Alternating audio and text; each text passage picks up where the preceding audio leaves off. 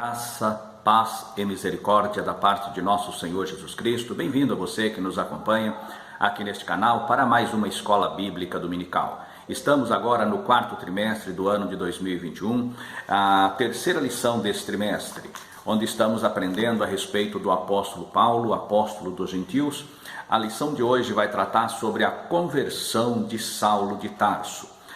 Nós já vimos as duas primeiras lições. O mundo do apóstolo Paulo, Saulo de Tarso, perseguidor, e agora a conversão de Saulo de Tarso, que é relatada em Atos dos Apóstolos, capítulo 9, versículos de 1 até o 9.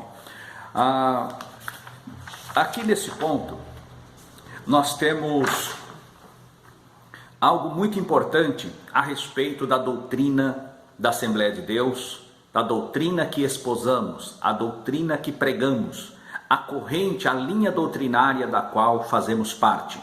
Está aqui, logo nós podemos ver como que acontece a questão da conversão.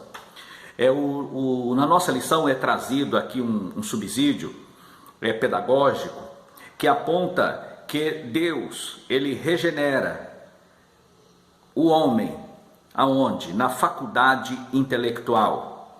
Ele justifica na faculdade emocional, ele santifica na faculdade da vontade.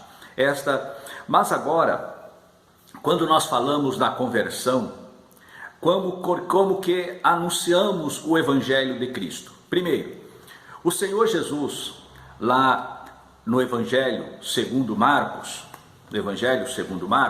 nós vamos ver o Senhor Jesus, em Mateus, vamos ler primeiramente Mateus capítulo 28, ele diz o seguinte: portanto, versículo 21, capítulo 28, a grande comissão, versículos 19 e 20, portanto, ide e fazei discípulos de todas as nações, batizando-os em nome do Pai, do Filho e do Espírito Santo. Versículo 20, ensinando-os a guardar todas as coisas que eu vos tenho mandado, e eis que eu estou convosco todos os dias, até a consumação dos séculos. Aqui nós vemos o Senhor Jesus dando ordem para que fosse feito discípulos de todas as nações, ensinando a guardar os mandamentos e batizando em nome do Pai, do Filho e do Espírito Santo. Em Marcos, no capítulo 16, nós vamos ver versículo 15. Marcos 16, o versículo 15, diz o seguinte: ide por todo o mundo, pregai o evangelho a toda criatura. Quem crer e for batizado será salvo, mas quem não crer será condenado. E estes sinais seguirão aos que crerem. Em meu nome expulsarão os demônios, falarão novas línguas, pegarão nas serpentes, e se beberdes alguma coisa mortífera, não lhes fará dano algum, e porão as mãos sobre os enfermos e os curarão. Aqui nós vemos a ordem do Senhor Jesus Cristo, narrada por Mateus e narrada por Marcos. Marcos narra dizendo que ele disse: ide e pregai. Mateus fala: ide e fazei discípulos, ensinando a guardar todos os mandamentos. Agora, como é que a salvação ela opera na vida da pessoa? Aqui nós temos dois pontos a serem abordados. Primeiramente, nós temos a questão monergista e a questão sinergista. O monergismo, que é defendido pelo calvinismo, ele defende que a pessoa ela não precisa pregar o evangelho, mas Deus já de antemão já elegeu, já escolheu e salva aqueles a quem ele quer.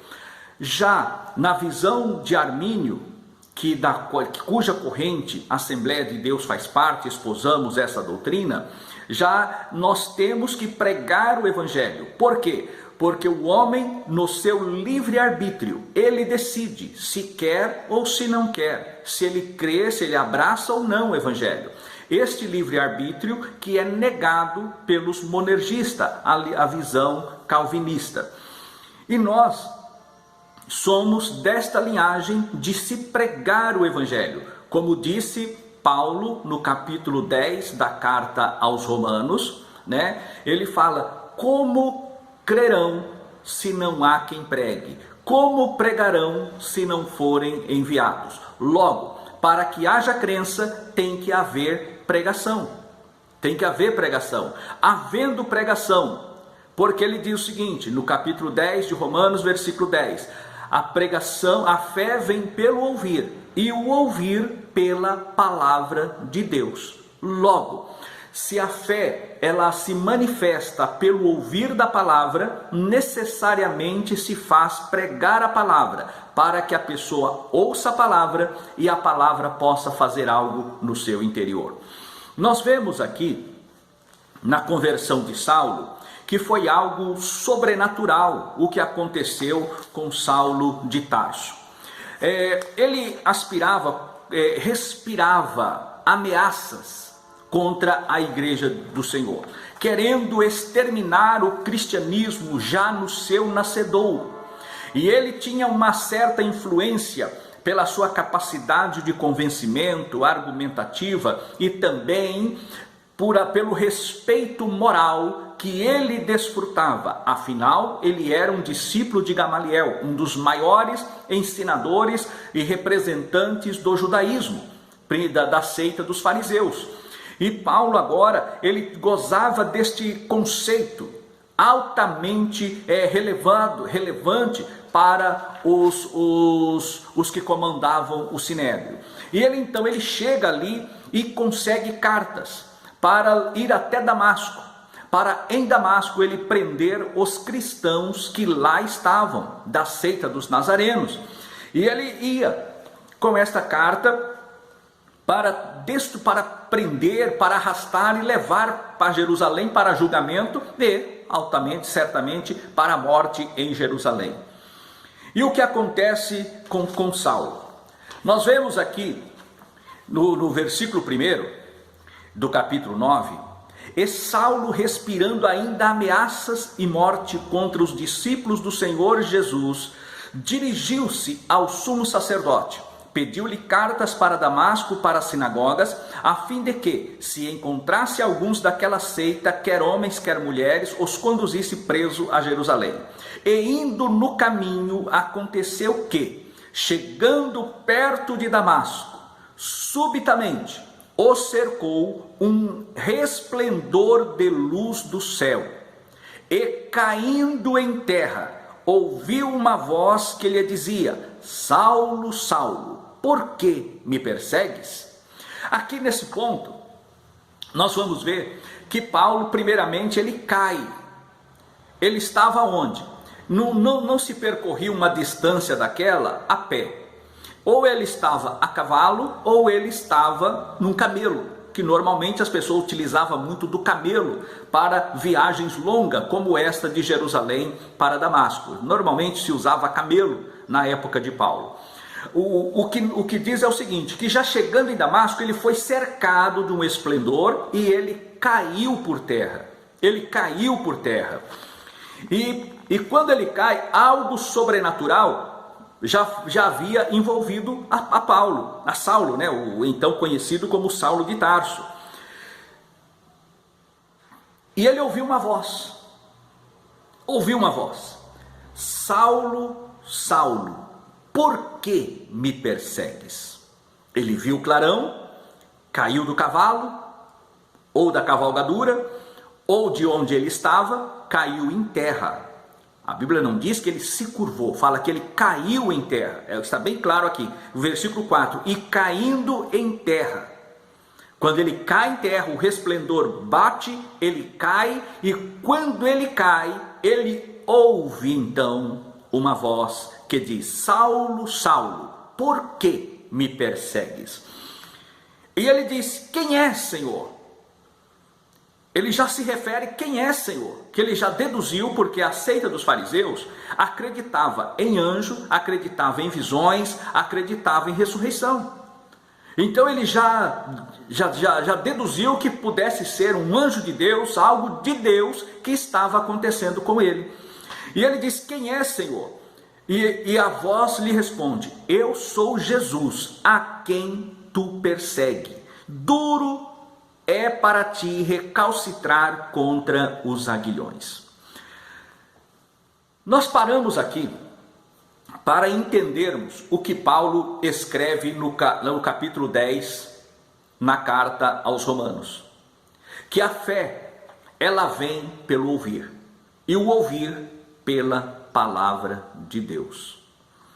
Quando o homem, na sua condição de pecado, ele ouve uma palavra vinda do Espírito Santo, quer por homem, quer por mulher, quer por criança, ou mesmo a voz do próprio Deus, como foi o caso de Saulo de Tarso. Não foi homem que pregou a palavra para ele, foi o próprio Jesus que se manifestou a ele e disse: Saulo, Saulo, por que me persegues? Quando essa voz entra em Paulo, ela não para na sua audição. Mais tarde, ele vai dizer que as pessoas viram o clarão, percebeu que algo sobrenatural aconteceu, ficaram atônitos, mas não ouviram a voz que falava, que se dirigia diretamente a Saulo. E quando ele nesse momento de êxtase, de impacto, aquela palavra que bate aos seus ouvidos, ela não parou. Como dizem Romanos, ela entra. A palavra de Deus, como o escritor aos Hebreus, no capítulo 4 e no versículo 12, diz que a palavra, ali aponta que a palavra de Deus, ela é mais penetrante do que espada alguma de dois gumes. Ela vai até a divisão da alma e do espírito, das juntas e medula. É apta para discernir os pensamentos e as intenções do coração. Esta é o poder da palavra de Deus. É o poder da palavra que impactou a minha vida quando ouvi o Evangelho, a tua vida quando ouviu o Evangelho, a vida de Paulo quando ouviu a voz do Senhor Jesus a falar com ele. Esta palavra, ela é viva, é poderosa e é impactante. E nessa questão da salvação, o homem, ele é um ser tricotômico. É espírito, ele é alma e ele é corpo.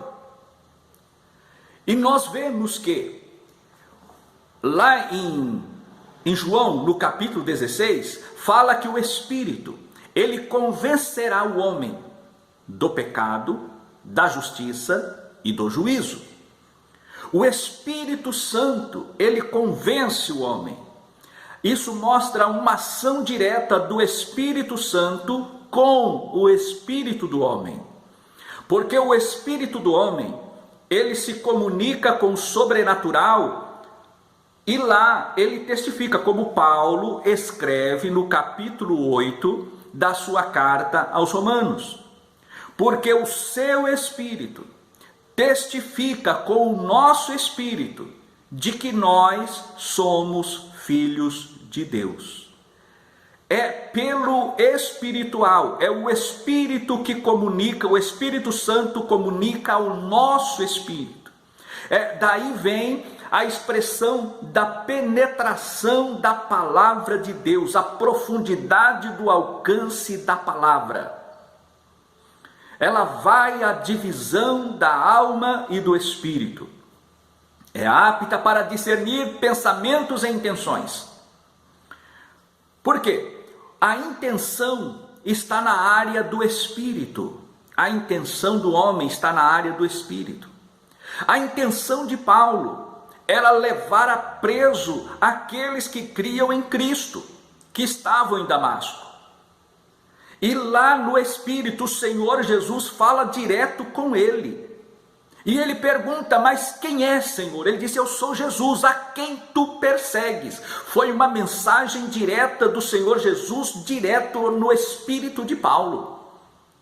E quando Paulo ele é impactado por esta palavra, porque o embate, aquele clarão que o cercou, colocou ele numa condição para ouvir o que o Senhor Jesus tinha a dizer a ele. E quando a palavra bate no coração de Paulo, que eu sou Jesus a quem tu persegue, ele não questiona. Ele não questiona, porque ali houve um impacto do Espírito Santo com o espírito de Paulo. E certamente Paulo já havia ouvido o que fora dito por Gamaliel: se esta obra é de homens, ela se acabará por si mesmo, mas se for de Deus, não podeis acabar. Certamente Saulo, ele não seguiu o conselho de Gamaliel, mas ele seguiu firme como um animal, como uma fera selvagem. E nesta fera selvagem teve um encontro com quem era com quem pode domar esta fera: Jesus. Jesus pode domar todas as feras humanas que existem. E ele bateu na posição, no local certo, na hora certa, no momento certo. Paulo foi impactado pelas palavras do Senhor. Eu sou Jesus a quem tu persegues.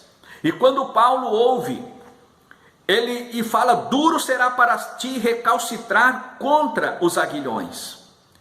Nesta hora, o Jesus que Paulo não acreditava, era primeiramente um galileu, vindo de Nazaré, não tinha valor, não tinha expressão filosófica, não tinha expressão teológica, fora, segundo aprendemos na última lição, pendurado no madeiro, segundo Deuteronômio, que aquele que fosse pendurado no madeiro era maldito de Deus e tinha que ser sepultado no mesmo dia. O Senhor foi assim, na visão de Paulo, maldito de Deus, sepultado no mesmo dia, e que era um testemunha que ele estava vivo, havia ressuscitado. Ele disse: não pode, isso é escândalo. Mas agora, quando ele vê esse movimento sobrenatural, e aquele que era então, na sua visão, um maldito, fala com ele, e ele sabe que era Jesus que estava falando. Ele disse: é verdade o que esses homens pregam. Ele ouve a palavra, e a Bíblia diz que ele, atônito, tremendo, ele diz: Senhor, que queres que lhe faça? Que queres que faça? Nota-se aqui que até a expressão eu saiu. O que queres que eu faça? Não. Ele diz: Senhor, que queres que faça? A expressão eu já havia desaparecido do vocabulário de Paulo. Que queres que faça? E o Senhor diz a ele: levanta-te, entra na cidade, e lá te será dito o que te convém fazer. Aleluia. Então nós vemos aqui esse processo da conversão. Primeiramente, o homem ele é impactado na área do espírito. Primeiro, ouve fisicamente no seu corpo, mas o espírito vem e fala ao espírito do homem, e o espírito do homem comunica com o espírito de Deus, o espírito de Deus com o espírito do homem, e o homem então reconhece que há eternidade com Deus ou sem Deus. Ele antevê o juízo eterno de Deus, porque o Espírito Santo convence do pecado, convence da justiça, e a justiça de Deus implica em juízo de Deus. Lá em Hebreus 9, e o versículo 27, e como aos homens está ordenado morrerem uma vez, vindo depois disto o juízo. E nesta convicção de juízo eterno que estava reservado para aqueles que se rebelassem contra Deus, Paulo então ele ouve a voz, ele acredita na voz, e aí nós vamos ver o processo da conversão acontecendo de uma forma instantânea na vida de Saulo de Tarso. Porque a salvação, irmãos, ela acontece quando vem o impacto da palavra. A primeira coisa que nós temos, eu já falei em outras ocasiões, nós temos aqui uma pequena revista que escrevemos, que o Senhor Jesus nos deu a oportunidade de escrevê-la, sobre o discipulado. E aqui nós tratamos esse assunto sobre a fé, né, um dos assuntos que é tratado, a fé, o novo nascimento. E dentro do novo nascimento nós abordamos o arrependimento, a regeneração, o novo nascimento. Primeiramente, o homem, o que acontece é o arrependimento. Quando o homem se arrepende, o Espírito Santo, ele toca no espírito do homem e então ele provoca o arrependimento. Arrependimento. Não existe conversão sem arrependimento. Não existe salvação de almas se não houver arrependimento. Arrepender-se dos atos pecaminosos praticados, da vida pecaminosa que é vivida. Com o arrependimento, então abre-se então a porta para que o processo da salvação continua. A pessoa arrepende, ela sente a necessidade de arrepender. Como diz em Romanos 5:12, né? Porque todos pecaram. Todos pecaram. Assim também em Romanos 3 e o versículo 23, porque todos pecaram e destituídos estão da glória de Deus. A destituição da glória, como abordamos já na lição anterior, a destituição da glória. Nós, aqui no caso, Paulo então, ele vê a necessidade do arrependimento e abraça o arrependimento. Esta é o processo da conversão, necessidade do arrependimento. E, por vias de consequência, nós vamos chegar à regeneração. A regeneração, ela implica, é o Espírito Santo que convence do pecado, convence da justiça, convence do juízo. A regeneração já é um ato que nós vamos encontrar no poder do sangue vertido na cruz do Calvário do Senhor Jesus Cristo, que já atua para que haja uma regeneração do homem. Que haja uma regeneração, uma mudança de patamar, uma mudança de vida, uma mudança de comportamento. Então o homem foi regenerado.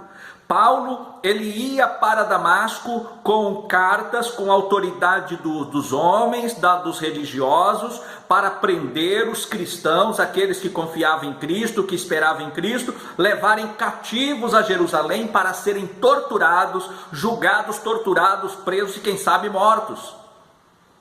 Autoridade humana. Mas quando ele empaquita, ele bate com Jesus, Jesus vem ao encontro dele e o reduz a pó.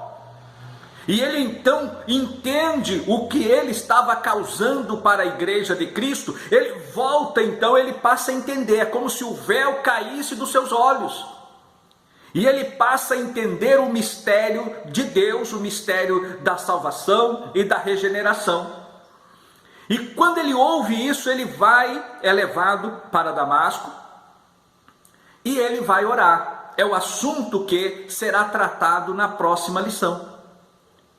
Ali Paulo, ele fica naquele momento, quando ele vai a Damasco, já conduzido pelas pessoas, segundo a orientação de Cristo, que já havia atuado no seu espiritual, já havia impactado a sua alma, a vontade, a volição da sua alma era seguindo a orientação dos homens, mas agora ele mudou de posição.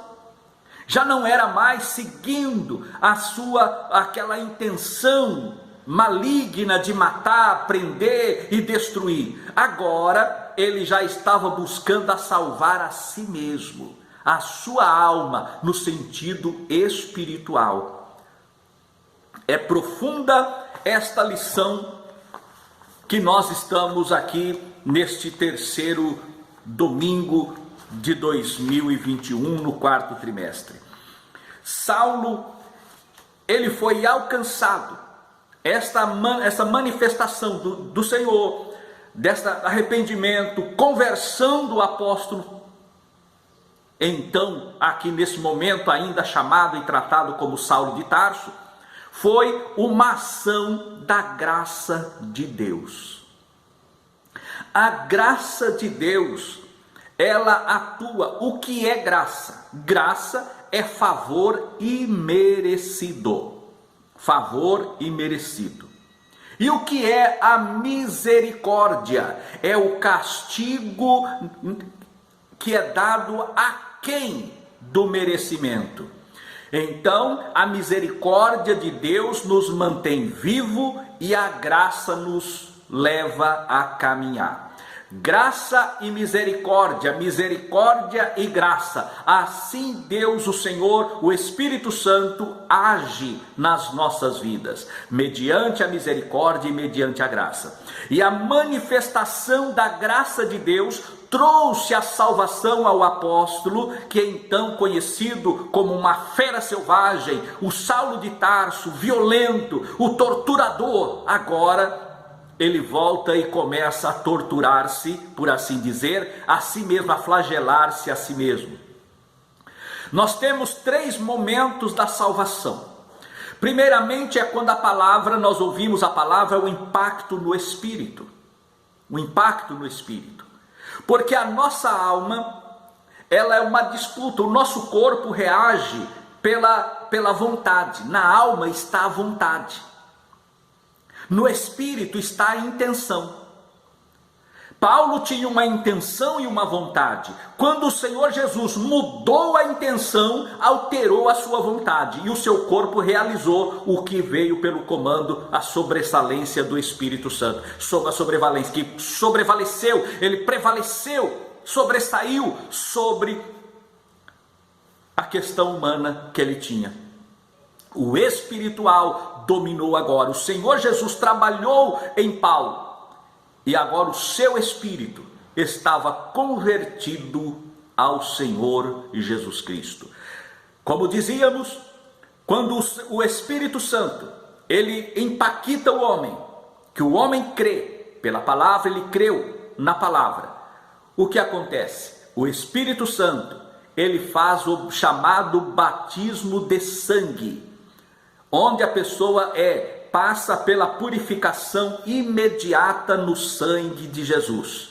É a santidade posicional. Se ele estava numa situação de condenação, ele creu em Cristo, automático, o Senhor já muda ele de uma posição de condenação para a posição de salvo, de santo na presença de Deus. Posicional. Então, posicional, que nós chamamos, aqui nós explicamos, né, nessa revista do discipulado, que é o chamado batismo de sangue, onde o Espírito batiza a alma no sangue de Cristo, está salvo. Agora, quando a pessoa vai passar pelo batismo em águas, porque necessariamente já ocorreu o batismo de sangue em Cristo Jesus, a pessoa já é salva. O batismo em água não é para salvação, mas é para testemunho de que somos salvos. Testemunha a nós mesmos, testemunha ao mundo, testemunha aos céus, que nós somos salvos. Porque com o coração se crê para justificação e com a boca se faz confissão para a salvação. Aí está a questão do batismo em águas. Por outro lado, nós cremos também no batismo no Espírito Santo. Já é Jesus quem batiza com o Espírito Santo. E quando falamos em línguas estranhas, nós falamos diretamente a Deus. Diretamente a Deus, é uma ligação céus e terra, terra e céus, direto pelo Espírito, nós falamos diretamente com Deus. 1 Coríntios capítulo 14, versículo 2, nós não falamos a língua dos anjos, nós falamos mistério, nós falamos com Deus, e ninguém entende, nem aqui e nem nas regiões celestiais, porque a língua que falamos é língua, a glossolalia é uma língua de mistério, onde falamos com Deus. Aí nós vemos nesses 3 pontos, é bastante uma questão um tanto filosófica, que pode gerar alguma confusão, e o espaço é curto para explicarmos, mas aqui estamos colocando para que você entenda. O Espírito nosso é batizado, o batismo de sangue. O Espírito Santo, ele batiza a nossa alma em Cristo, quando nós cremos. O Senhor, o ministro oficiante, ele batiza o corpo, ele não batiza nem alma nem espírito, ele batiza o corpo em águas. Agora o nosso espírito, nós podemos assim dizer, ele é batizado com fogo pelo Senhor Jesus Cristo, porque é ele quem batiza com o Espírito Santo e com fogo. Glórias a Deus.